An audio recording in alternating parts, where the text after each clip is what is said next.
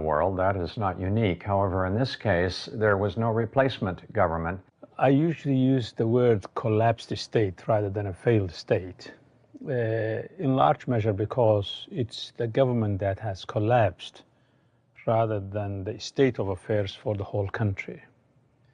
This is a country at one point that was the best democratic country in Africa.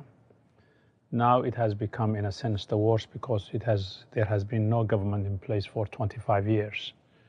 And so the absence of government means there are no public schools, there are no public security services, there are no public health facilities, there are no public sort of environmental protection, there are no infrastructure that's being built by the state. So the absence of the state means that the government has collapsed, but society is trying to make a life in the midst of that madness. Because of the nature of the Somali